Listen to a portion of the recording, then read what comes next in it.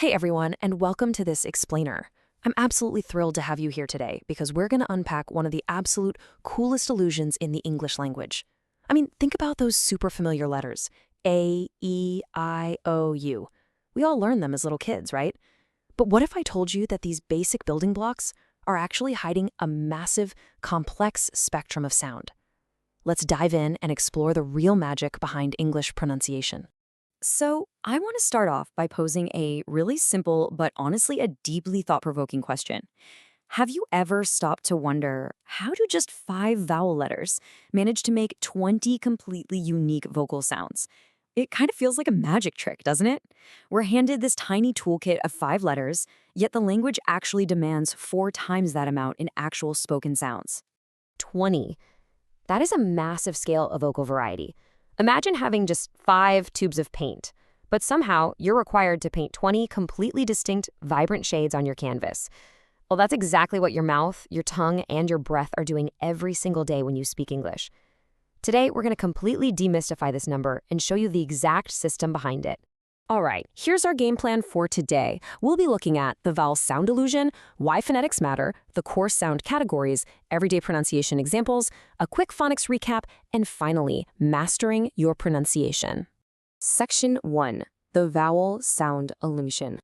Okay, let's just jump right into this first concept because it really sets the stage for everything else. The foundational paradox of the English language is simply this. We rely on 5 simple vowel letters, yet we produce 20 unique vocal sounds. Think of it like picking up a basic solid wooden block, only to realize there are all these complex glowing crystals hidden away inside it. For a lot of learners, this gap between how a word is spelled and how it's actually spoken creates a ton of confusion.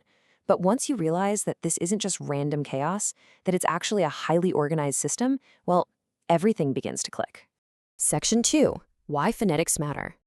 So let's talk about the why. Why should we take the time to break all these sounds down?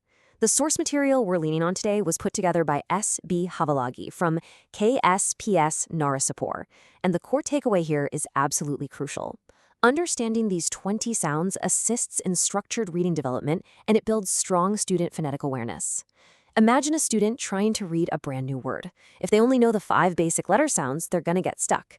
But if they have phonetic awareness, if they know about the 20 hidden sounds, they suddenly have a roadmap. It takes all that frustrating guesswork out of reading and replaces it with pure confidence. Section 3. The core sound categories. So how do we actually make sense of these 20 sounds without getting overwhelmed? Well, we logically organize them into foundational pillars. We take that big, slightly intimidating number 20, and we slice it into 3 totally manageable categories. Check this out. We have 7 short vowels, 5 long vowels, and 8 diphthongs. 7 plus 5 plus 8 equals 20. It's clean, it's mathematical, and it's a perfectly structured breakdown. Now that we've got the framework, let's see how this actually works with real words. Section 4, Everyday Pronunciation Examples. All right, it's time to ground all this theory in reality. What makes the reference manual from S.B. Havalagi so fantastic is that it doesn't just feed you the rules, it gives you a massive word bank with 50 examples per sound. Now don't worry, we're definitely not going to read all 50 right now, but just knowing this volume of examples exists proves just how consistent and predictable these sound patterns really are across the entire English language. Let's do a direct comparison to see this in action. Take the short ah sound, for example, like in the words cat, mat, rat. Imagine how quick and sharp that sound is. Cat. It's a sudden, tiny burst. Now, compare that to the long ah sound, like in car, far, bar. Notice how your mouth naturally opens wider and the sound is extended. It's pulled out longer and deeper, car. It is literally the exact same vowel letter, ah. But thanks to phonetic rules, we produce 2 completely distinct sounds. Looking a bit closer at our long vowels category, the manual maps out 5 specific ones. Take the long E sound in words like tree, free, sea, or the long O sound in ball, tall, wall. Much like the word car we just practiced, these long vowels literally require you to stretch out your vocalization. You just hold the note for a fraction of a second longer. It's incredibly smooth, and it flows continuously. Next up, we arrive at a word that, honestly, sometimes intimidates learners, diphthongs. But hey, don't let the technical jargon scare you off. The manual provides a perfect, super simple alternative name for them, Gliding vowels. There are 8 of these in total. A gliding vowel is simply a sound where your pronunciation glides smoothly from one mouth position directly into another, all within the exact same syllable. Imagine sliding a heavy block down a curved track. You start in one spot and seamlessly slide right into another. For example, say the word cake out loud. Cake. Notice how you start with an sound and literally glide into an e sound? Now try kite. You start with an and glide right to an e. Kite. Your mouth actually changes shape while you're in the middle of making the vowel sound. That physical glide, that is the beautiful, dynamic nature of the 8 English diphthongs. Section 5, a quick phonics repack. Let's take a quick breather to synthesize what we've covered so far. The absolute most crucial thing to remember is this simple sequence of numbers.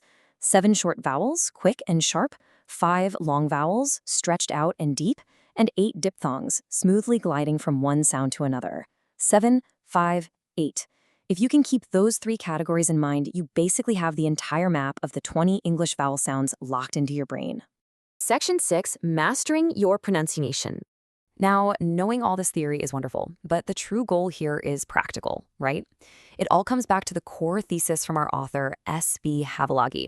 Yes, the spelling of English features only 5 vowel letters, but your voice is producing 20 unique sounds. By recognizing this, we shift from being completely confused by English spelling to being empowered by its underlying structure. You now have the actual framework to sound out literally any word you encounter, whether it's short, long, or gliding. So, as we wrap up our explainer today, I'm going to leave you with this one thought. Armed with this new knowledge of short snaps, long stretches, and those smooth glides, will you ever look at the letters A, E, I, O, U the same way again? Probably not. The next time you're reading a book or just chatting with a friend, listen closely to the incredible variety of sounds you are effortlessly creating. Thank you so much for hanging out with me to explore this. Keep practicing, and I'll catch you on the next explainer.